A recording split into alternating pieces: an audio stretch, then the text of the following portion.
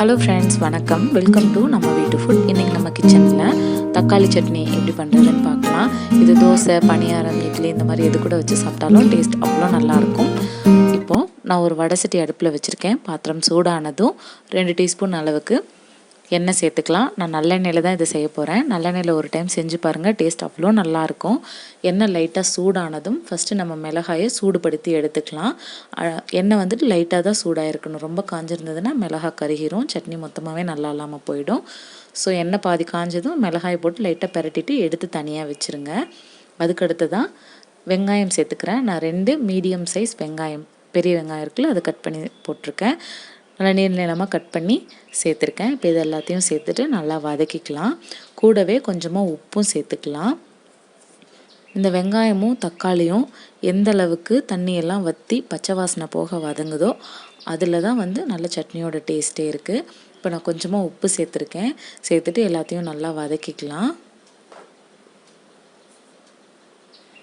இப்போது வெங்காயமும் ஓரளவுக்கு வதங்கினதும் நம்ம தக்காளி சேர்த்துக்கலாம்.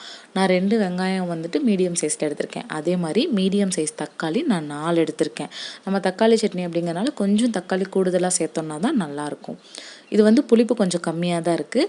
நீங்கள் புளிப்பு ஜாஸ்தியாக இருக்கிற தக்காளி அப்படின்னா அது கொஞ்சம் வெங்காயம் ஒன்று கூட எடுத்துக்கோங்க, அப்போ தான் நல்லாயிருக்கும். இல்லைனா அந்த தக்காளியும் அது தக்காளியில் இருக்க புளிப்பும் நல்லா டாமினேட் பண்ணிடும். இப்போ இது எல்லாத்தையும் சேர்த்து நம்ம நல்லா வதக்கிக்கலாம்.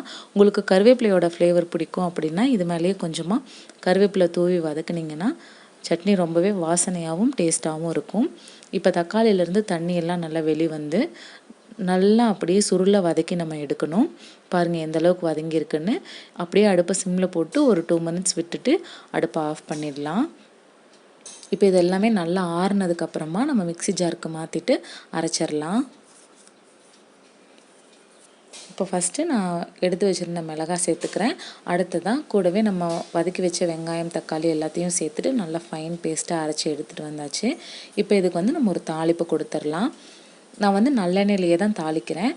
சட்னி காரமெல்லாம் கரெக்டாக இருக்குது அப்படின்னா நீங்கள் வெறுமனே எண்ணெய், கடுகு, கருவேப்பிலை மட்டும் போட்டு தாளிச்சிக்கோங்க. இல்லை காரம் கொஞ்சம் பத்தலை அப்படின்னு ஃபீல் பண்ணிங்கன்னா 2 வரமிளகாயை உடச்சி போட்டு தாளிச்சிங்க அப்படின்னா கரெக்டாக இருக்கும். இப்போ எண்ணெய் காஞ்சதும் கொஞ்சமாக கடுகு, உளுத்தம்பருப்பு சேர்த்துட்டு கூடவே கொஞ்சமாக வாசனைக்காக கருவேப்பிலை சேர்த்துட்டு தாளித்து கொட்டிடலாம். ரொம்பவே சூப்பரான தக்காளி சட்னி நமக்கு ரெடி ஆகிடுச்சு. இந்த மாதிரி சிம்பிளாக நீங்களும் ட்ரை பண்ணி பாருங்கள். நான் இதை கம்பு தோசை கூட வச்சு சாப்பிட போகிறேன் இன்றைக்கி. ஏற்கனவே கம்பு இட்லி தோசை மாவு எப்படி அரைக்கிறது அப்படிங்கிறத நம்ம சேனலில் வீடியோ அப்லோட் பண்ணியிருக்கேன். செக் பண்ணி பார்த்துக்கோங்க. இந்த வீடியோ பிடிச்சிருந்தா லைக் பண்ணுங்கள், கமெண்ட் பண்ணுங்கள், ஷேர் பண்ணுங்கள், சப்ஸ்கிரைப் பண்ணி கூடவே பக்கத்தில் பெல் ஐக்கானையும் கிளிக் பண்ணிக்கோங்க. Thank you friends. தேங்க்ஸ் ஃபார் வாட்சிங்.